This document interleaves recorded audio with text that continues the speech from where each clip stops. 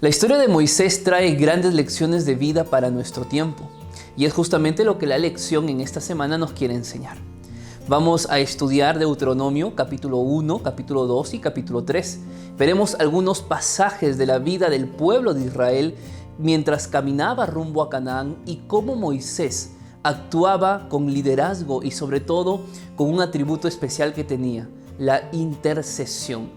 Hay muchas cosas que tenemos que aprender de la vida de Moisés y vamos a ver justamente ello en este momento. Así que quédate conmigo. Aquí iniciamos el comentario de la lección número 2.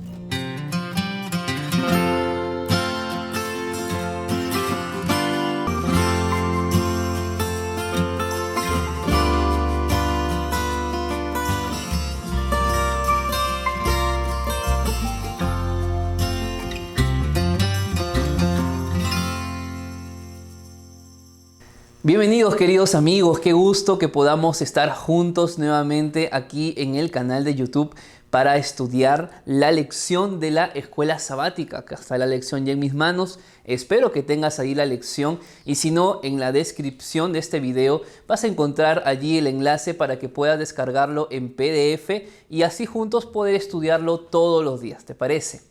De igual manera quiero invitarte a que puedas compartir este video. Recuerda que la mejor forma de alcanzar a más personas a través de esta plataforma es compartiendo el video. Compártelo, te invito a que te suscribas a mi canal si es que aún no lo haces y también a que le des me gusta porque eso nos permite llegar a miles de personas más en todo el mundo. Así que ayúdame también con eso para que el mensaje de Dios siga siendo predicado. Y bueno, vamos a empezar con nuestro desarrollo, pero antes quiero que me acompañes con una oración. Querido Padre que estás en el cielo, muchas gracias por esta oportunidad que nos das de estar aquí reunidos a través de un dispositivo móvil para poder estudiar tu palabra. Anhelamos mucho escuchar tu voz y comprender acerca de la vida de Moisés y cómo ello, Señor, puede servir en gran manera también para nosotros en este tiempo. Quédate con cada uno de mis amigos al otro lado de la pantalla. En el nombre de Jesús. Amén. Bien, iniciamos con el día domingo de la lección y lleva por título El ministerio de Moisés. Es interesante porque la presencia de Moisés en la Biblia va más allá de los 5 primeros libros. ¿Por qué digo esto? Porque el fundamento del Evangelio, la historia de la caída, la historia de la creación, la historia del diluvio que Jesús mismo la menciona en los Evangelios, todo esto fue escrito justamente por Moisés. Pero veamos algo interesante, Moisés no solamente fue el escritor del Pentateuco, sino que Moisés tuvo la responsabilidad de tener que guiar, que liderar a una nación que era una nación rebelde. Pero allí nosotros podemos encontrar muchos atributos que Moisés tenía y que sin lugar a dudas necesitamos también tenerlos nosotros en este tiempo. Así que vamos a ir a la palabra de Dios y vamos a buscar allí en Éxodo capítulo 32 y vamos a leer los versículos 29 en adelante, que dice así: Entonces Moisés dijo: Hoy os habéis consagrado a Jehová, pues cada uno se ha consagrado en su hijo y en su hermano para que él os dé hoy la bendición. Y aconteció que al siguiente día Moisés le dijo al pueblo: Vosotros habéis cometido un gran pecado, pero yo subiré ahora a donde está Jehová, quizá le aplacaré acerca de vuestro pecado. Entonces volvió Moisés ante Jehová y le dijo: Puesto que este pueblo ha cometido un gran pecado al hacerse dioses de oro, te ruego que perdones ahora su pecado, y si no, bórrame del libro que has escrito. Qué interesante, ¿verdad? Mientras que Aarón, su hermano, le echaba toda la culpa al pueblo del pecado que habían cometido, Moisés echaba toda la culpa del pueblo y fue ante Dios y les dijo a Dios: Dios, perdónalos, o si no, es a mí quien tienes que sacarme del libro de la vida. Yo pregunto, ¿quién haría eso? Solamente un líder, solamente alguien que no mira los defectos en los demás, sino que aprende a amar a todos tal cual son, que incluso es capaz de dar su propia vida por esta gente. Por eso Moisés, uno de los atributos que nosotros debemos resaltar en la vida de Moisés es la intercesión. Moisés era un hombre intercedor. Moisés era un hombre que era una figura de Cristo. Porque cuando Cristo vino a esta tierra, vino a interceder por nosotros. Cuando Cristo vino a este mundo, Cristo vino a dar su vida santa, pura y sin mancha, a darla por seres humanos que habían cometido pecado. Tan igual lo hizo Moisés con el pueblo. No es que Moisés era un hombre perfecto y sin mancha, pero sí era un hombre justo y manso ante los ojos de Dios en relación a los hombres a quienes él guiaba hacia Canaán. Lo maravilloso de la historia es que cuando Moisés va para hablar con Dios por el pecado que el pueblo había cometido, Moisés nos deja un ejemplo de liderazgo. Porque en primer lugar, en el versículo 30, él dice: vosotros habéis cometido un gran pecado, pero yo subiré ahora a donde está Jehová. Miren, aquí hay una gran lección que nos deja Moisés. Moisés no solamente señalaba el pecado del pueblo, sino que Moisés se comprometía a buscar una solución para su pueblo. Hoy en día hay muchos líderes de iglesia que lamentablemente solamente ven el pecado de la persona, del hermano, del joven, de la señorita. Les gusta tildar de mal a los que cometen pecado, pero no buscan la redención de estas personas. Moisés es un claro ejemplo de cómo se debe liderar a la grey de Dios. Moisés no solamente muestra el pecado, sino que ahora Moisés busca la solución para el pecado de su pueblo. En el versículo número 31 ves lo siguiente que dice Moisés: puesto que este pueblo ha cometido un gran pecado al hacerse dioses de oro. ¿Qué está haciendo aquí Moisés? Moisés ahora está llamando al pecado por su nombre. Moisés no se acerca a Dios simplemente para decirle que el pueblo había cometido un pecado, sino que Moisés dice con énfasis cuál era ese pecado del pueblo. Y más adelante en el versículo 32, él dice: te ruego que perdones ahora su pecado. Una vez que él ya hizo expreso el pecado ante Dios, ahora lo que él hace es pedir perdón por el pecado del pueblo. Y finalmente él dice: si no, bórrame del libro. Es decir, Moisés se identifica con el pecado del pueblo. Qué interesante, ¿verdad? Cuántas lecciones nosotros podemos aprender de esta parte de la vida de Moisés.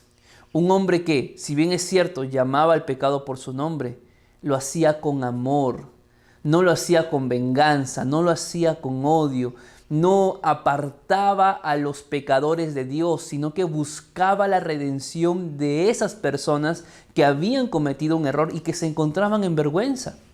De igual manera, nosotros tenemos que seguir el ejemplo de Moisés. Solo quiero leer aquí la parte final que dice: mientras tanto, lo que vemos en la historia de Moisés y su reacción ante el pecado del pueblo es a Moisés en el papel de intercesor en favor de un pueblo caído y pecador, cosa que Cristo también haría por nosotros más adelante. La pregunta es para ti: ¿cómo estás tú ayudando a los que han caído en pecado en tu iglesia? ¿Qué estás haciendo por ellos? Entramos ahora al día lunes de la lección. El título es Profecía Cumplida. Mira, Dios es un Dios que sus tiempos son perfectos. Lo que Él hace en el momento que hace las cosas es porque era el tiempo correcto para ejecutar ello. Yo sé que a veces nosotros como seres humanos no terminamos de entender lo que Dios hace en nuestras vidas, pero incluso el Señor nos llama a amarlo, a adorarlo y a exaltarlo aun cuando no entendamos muchas cosas que nos toca pasar. Lo cierto es que Dios, a través de la Biblia, siempre profetizó, siempre habló pensando en cosas que tenían que suceder a un tiempo definido. Algunas de esas, por ejemplo, son las profecías de Daniel, capítulo 2, capítulo 7, capítulo 8, capítulo 9, capítulo 11, donde vemos que la estatua de Nabucodonosor y cómo cada una de esas partes de la estatua representaba un periodo específico que la historia terminó por corroborarlo. Vemos, por ejemplo, la profecía de las 70 semanas en Daniel 9:27. La profecía de las 2300 tardes y mañanas allí en Daniel 8:14. La profecía de los 1260 años o 42 meses o tiempos y medio tiempo. Lo curioso de todas estas profecías que acabo de mencionar es que Dios siempre culminó con éxito en el tiempo que Él había indicado. Interesante, ¿verdad? ¿Por qué? Porque Dios es un Dios perfecto y sus tiempos son perfectos. Ahora, es interesante porque cuando hablamos de Moisés y del pueblo de Israel, Dios también dio una profecía para este pueblo. Pero para leer qué fue lo que pasó, tenemos que primero entender el contexto. Así que yo quiero invitarte a que vayas a tu Biblia en el libro de Números, capítulo 14. Mientras tú buscas allí en tu Biblia, Números 14, déjame explicarte qué había pasado. Israel estaba listo, vamos a llamarlo así, para ir a Canaán. ¿Ok? Así que Dios a través de Moisés le dice: Moisés, tienes que tienes que tomar esta tierra ya de posesión. Y es lo que justamente lo que Moisés le dice al pueblo. Moisés le dice: esta tierra es de vosotros. Pero ellos dijeron: vamos a reconocerla primero. Así que fueron a reconocerla. Esta es la historia de los 12 espías. Cuando los 12 espías regresan de esta tierra que fluye leche y miel, ellos quedaron asombrados porque era una tierra realmente fértil, una tierra que realmente iba a beneficiar a todo el pueblo. Sin embargo, algo ocurrió. Ellos creían que no iban a poder derrotarlos porque eran muy pequeños, como simplemente unas langostas. Lo que ellos habían olvidado es que Dios ya les había prometido que la tierra era de ellos. Pero ellos creían que no podían vencer a esos gigantes. Y miren qué dice la Biblia en el capítulo 14, en el versículo 1 en adelante. Dice así: entonces toda la congregación gritó y dio voces, y el pueblo lloró aquella noche. Todos los hijos de Israel se quejaron contra Moisés y contra Aarón, y toda la multitud les dijo: ojalá hubiéramos muerto en la tierra de Egipto. Ojalá muriéramos en este desierto. ¿Por qué nos trae Jehová a esta tierra para morir a espada y para que nuestras mujeres y nuestros niños se conviertan en botín de guerra? ¿Acaso no nos sería mejor regresar a Egipto? Qué interesante. Dios ya les había prometido que la tierra era de ellos, pero su falta de fe no les permitió recibir esa bendición. ¿Qué fue lo que pasó frente a esta situación del pueblo? Lamentablemente Dios tuvo que emitir un juicio. Y en Números 14, versículo 34 dice lo siguiente: conforme al número de los días, de los 40 días que empleasteis en reconocer la tierra, cargaréis con vuestras iniquidades 40 años, un año por cada día. Y es así que el pueblo de Israel vaga por el desierto durante 40 años. No fue porque simplemente a Dios se le ocurrió, sino que el castigo fue un día por cada año.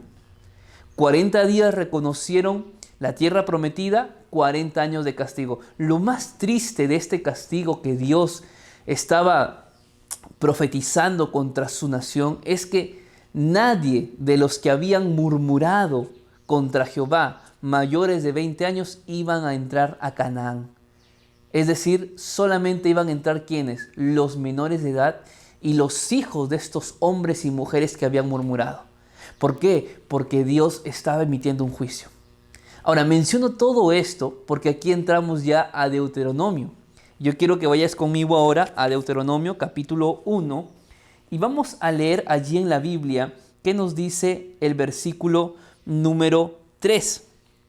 Y aconteció que a los 40 años, el primer día del 11º mes, Moisés habló a los hijos de Israel conforme a todas las cosas que Jehová le había mandado acerca de ellos.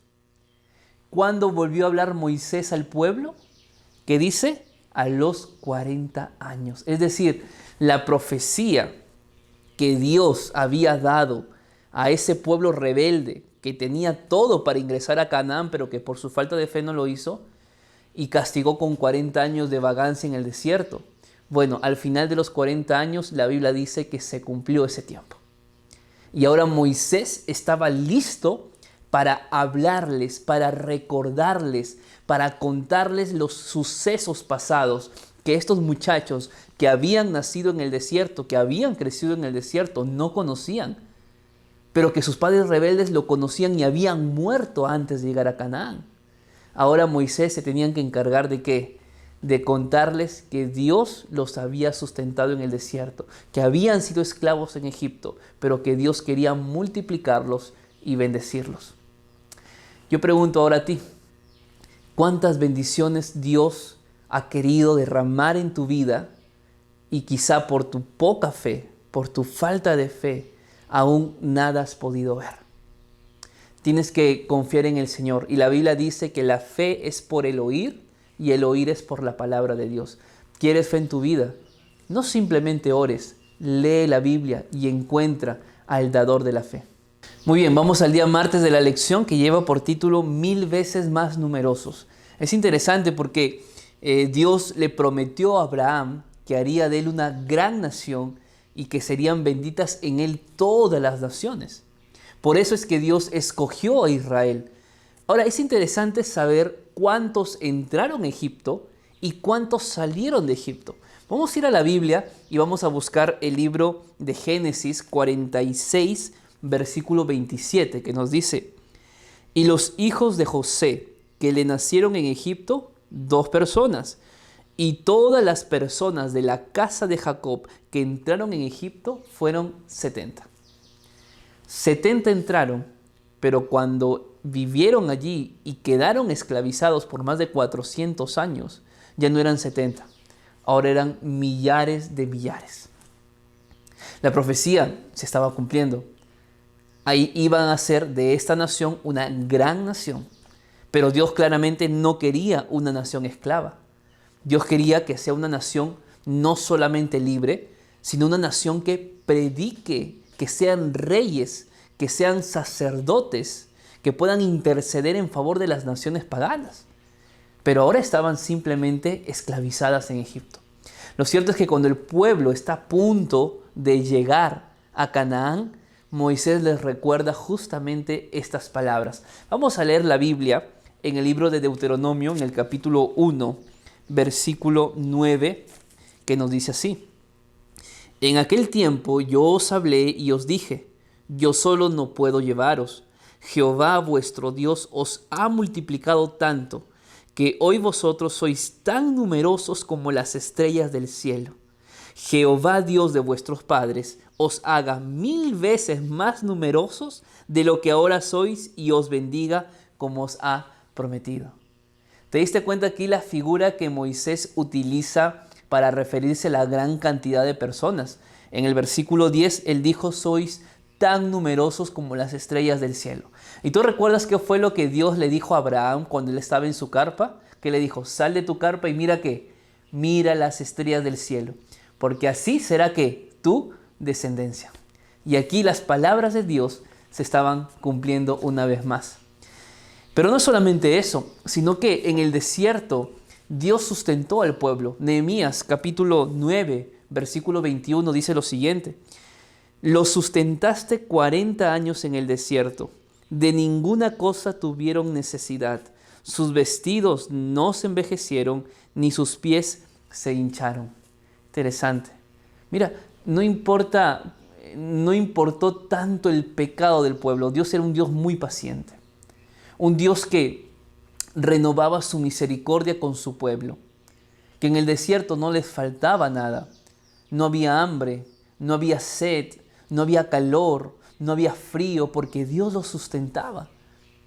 Y aún así, cuando Dios sustentaba el pueblo, lamentablemente el pueblo era un pueblo ingrato. Y ya vamos a hablar de eso un poquito más adelante. Lo cierto es que ahora Moisés les recuerda también qué era lo que tuvo que pasar al ver que eran tanta gente. Moisés no podía liderarlos solos. Y vamos a leer qué nos dice la Biblia ahora en el versículo número 12, que dice así: ¿Cómo llevaré yo solo vuestras molestias, vuestras cargas y vuestros pleitos? Dadme de entre vosotros, de vuestras tribus, hombres sabios, entendidos y expertos, para que yo los ponga como vuestros jefes. ¿Recuerdas tú esta parte de la historia? Cuando Jetro se acerca a Moisés y le dice: Moisés, tú no puedes con todo esto. Tienes que poner líderes de a 100, de a 50, de a 20, de a 10. Es justamente lo que Moisés ahora les está contando a los que iban a ingresar a Canaán, porque claramente ellos no habían vivido esa etapa probablemente. Lo lindo de todos estos consejos que Moisés recibe por parte de Jetro y que Moisés lo escribe en el libro de Deuteronomio es el versículo número 17, que dice así: no hagáis distinción de persona en el juicio. Tanto al pequeño como al grande vas a escuchar. No tendréis temor de ninguno, porque el juicio es de Dios. La causa que os sea difícil, traedla a mí y yo la oiré. Un consejo nuevamente aquí para nuestros líderes de iglesia, varones y damas.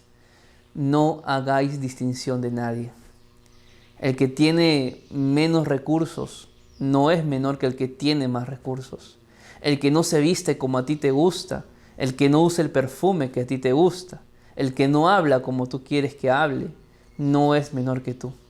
Ante los ojos de Dios todos somos iguales y todos deben ser tratados de la misma forma.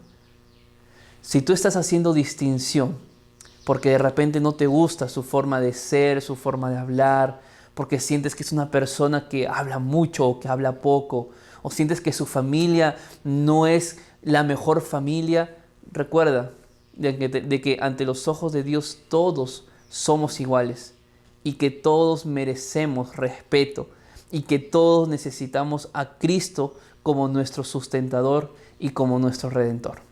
El día miércoles de la lección lleva por título Cades Barnea. Cades Barnea era el lugar donde el pueblo acampó y donde el pueblo se desanimó y creyó que no podía entrar a la tierra prometida porque eran como langostas. Si bien es cierto, esto lo hemos tocado de forma rápida hace unos días atrás, en el día miércoles de la lección queremos nuevamente ver la falta de fe del pueblo de Dios comparado a la intercesión de Moisés frente a este pueblo rebelde y este pueblo que pareciera que no tenía confianza en el Señor. Lo cierto es que Deuteronomio capítulo 1 hace el resumen de lo que está en el libro de Números capítulo 14. Vamos a leer Deuteronomio capítulo 1 y vamos a empezar leyendo en el versículo número 19, que dice así: Cuando salimos de Horeb, anduvimos todo aquel grande y terrible desierto que habéis visto por el camino del monte del Amorreo, como Jehová nuestro Dios nos lo mandó, y llegamos hasta Cades Barnea.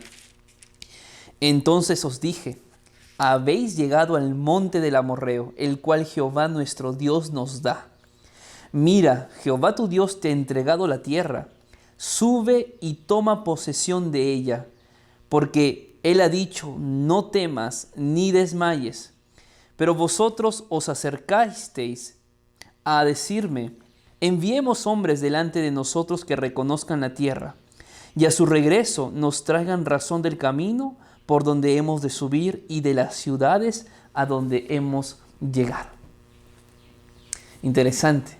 Dios les había prometido, pero ellos en su falta de fe dijeron: no, primero vamos a ver si podemos. ¿Cuántas veces nosotros hemos actuado así? Dios ya nos dio sus promesas, pero pareciera que nosotros somos los que obstaculizamos que Dios cumpla sus promesas en nuestra vida. Lo cierto es que el pueblo envió a los 2 espías a reconocer la tierra y vinieron desanimados, vinieron desalentados. No todos. Ahí estaba Josué, ahí estaba Caleb. Pero ¿cuál fue el desenlace de todo esto? El versículo número 29 nos dice lo siguiente: Entonces os dije: no temáis ni tengáis miedo de ellos. Jehová vuestro Dios, el cual va delante de vosotros, peleará por vosotros conforme a todas las cosas que hizo por vosotros en Egipto ante vuestros ojos. En el desierto has visto que Jehová tu Dios te ha traído como trae el hombre a su hijo, por todo el camino que habéis andado hasta llegar a este lugar. Pero ni aun así creísteis en Jehová vuestro Dios. Interesante, ¿verdad?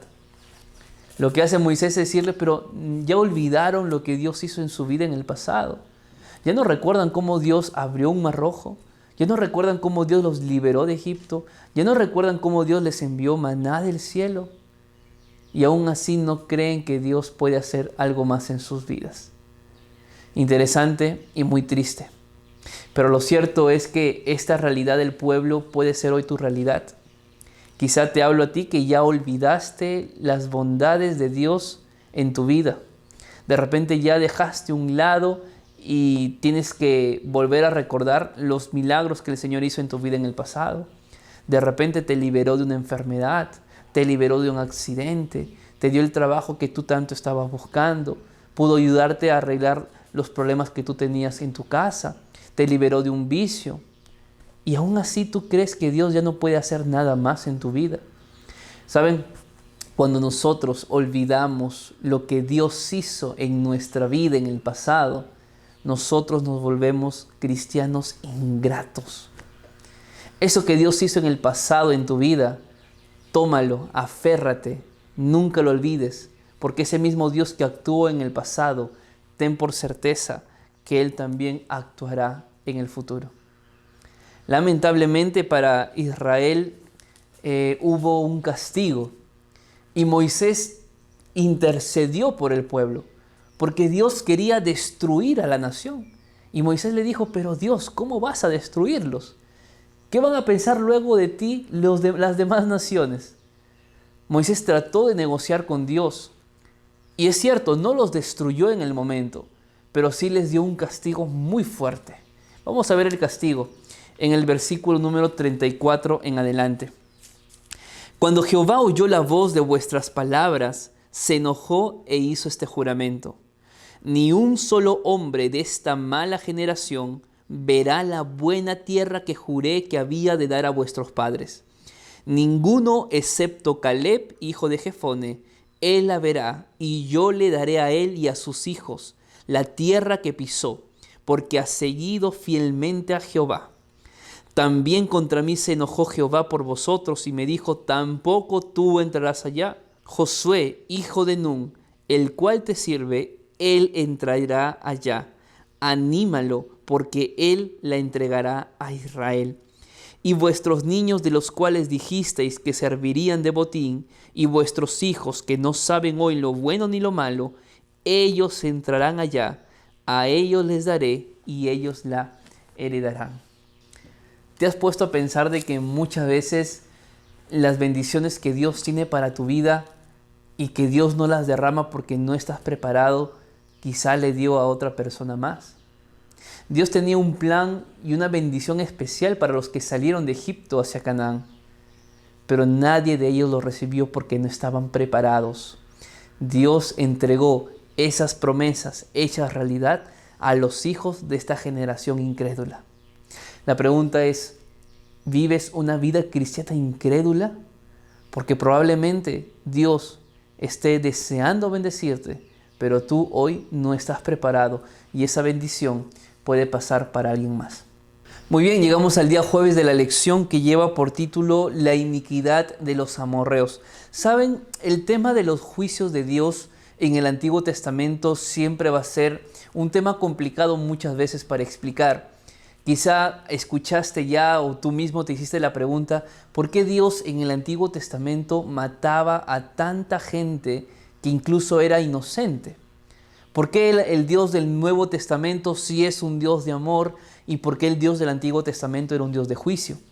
A veces estas ideas en realidad son ideas equivocadas, porque Dios muestra su amor no solamente en el Nuevo Testamento, sino que Dios muestra su amor también en el Antiguo Testamento.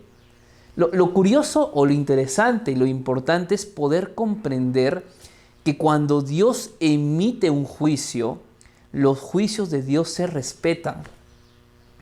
Y déjame explicarte un poco más esto, Porque cuando Dios enviaba a que el pueblo, a que Israel en el desierto vaya a una ciudad y la atacase y mataran a todos, las personas, animales, niños, mujeres, de repente tú te preguntas, pero ¿por qué Dios tenía que hacer todo eso?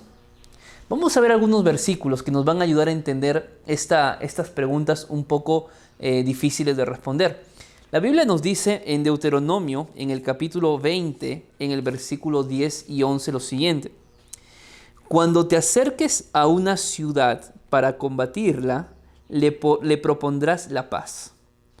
Y si responde paz y te abre sus puertas, todo el pueblo que en ella se encuentre te será tributario y te servirá.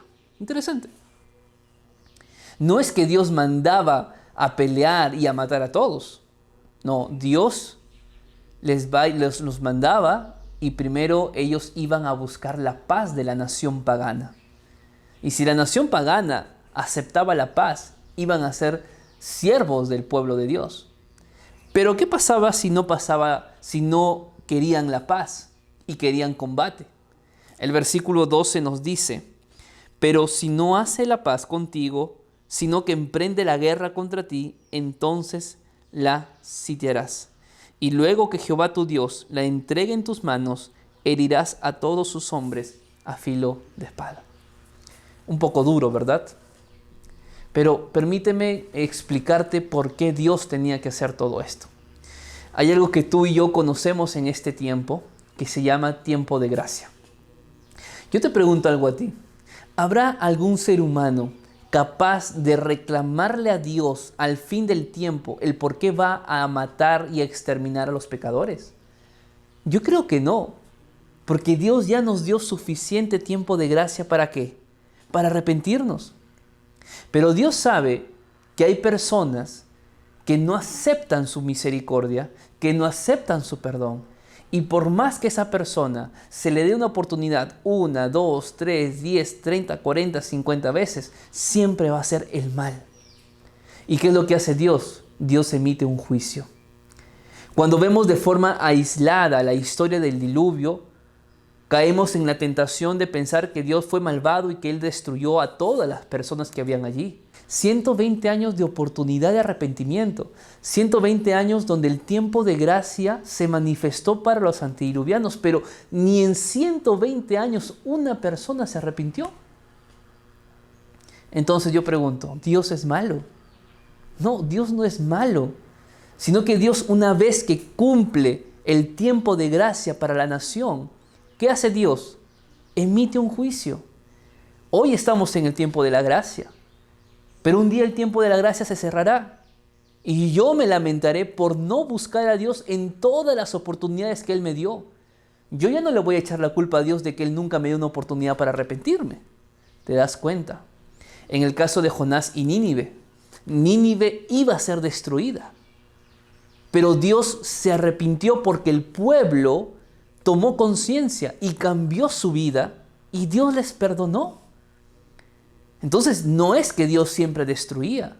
Dios destruía las naciones cada vez que ya no había remedio alguno en esas naciones paganas. Un caso de estos es justamente el tema de los amorreos que vemos en Deuteronomio capítulo 2 y capítulo 3. Dios entregó a los amorreos en las manos del pueblo de Israel. ¿Pero qué? Fue que los amorreos no sabían que esto iba a pasar.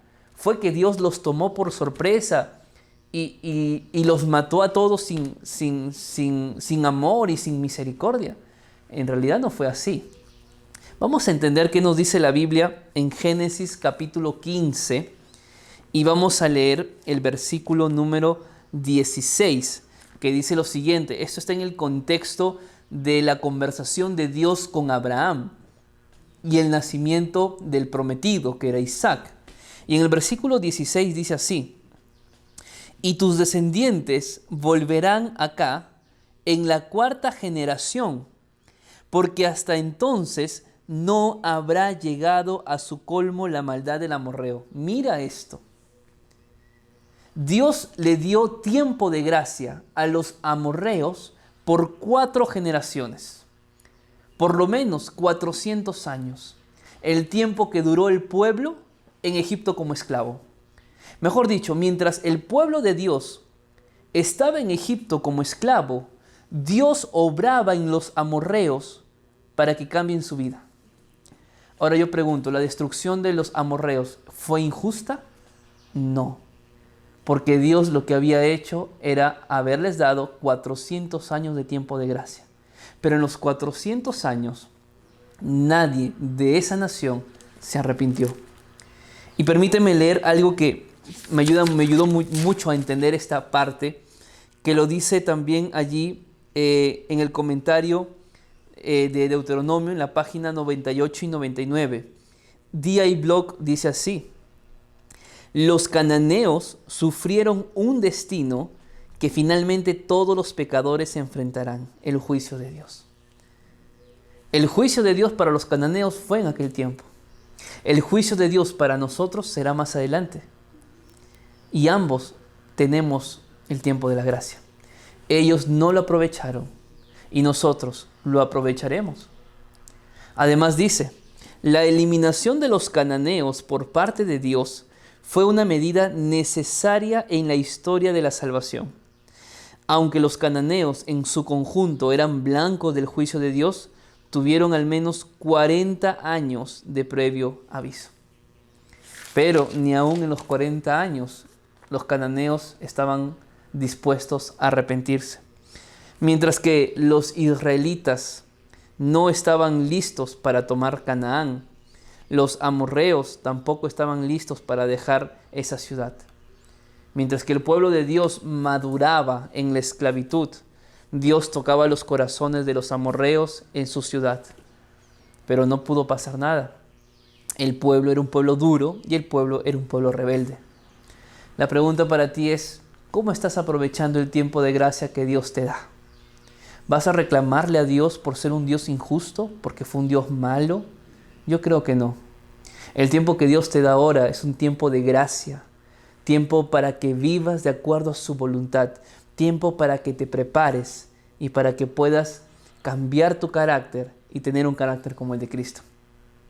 Y bien, llegamos al final de la lección de la escuela sabática, pero vamos ahora a la sección de aplicación para la vida. En esta parte de la lección, para terminar, quiero que podamos pensar cómo podemos aplicar la lección de esta semana en nuestra vida. Por eso, yo tengo aquí 2 preguntas para que tú pienses y puedas responderlas. Número 1, ¿cuáles son algunas de las formas que Dios te ha guiado en el pasado, que debes recordarlo ahora para que confíes en Él en el futuro? Recuérdalas, enuméralas. Si tienes un cuaderno aparte, haz una lista.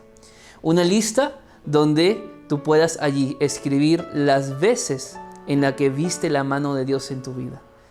Una vez que tú las enumeras, que las escribes, mándame una foto de ello. ¿Está bien? Y al final del próximo video vamos allí a postear a todas las personas que han hecho esta parte final de aplicación para la vida. Es una nueva sección, así que me gustaría que participes.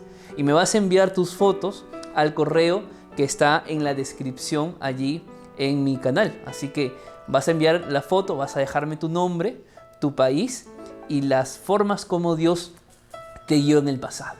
Y número 2, me gustaría que escribas en los comentarios de este video cuál es la promesa bíblica que te ayuda en tiempos difíciles. Por ejemplo, a mí me gusta mucho lo que dice Juan 1:9.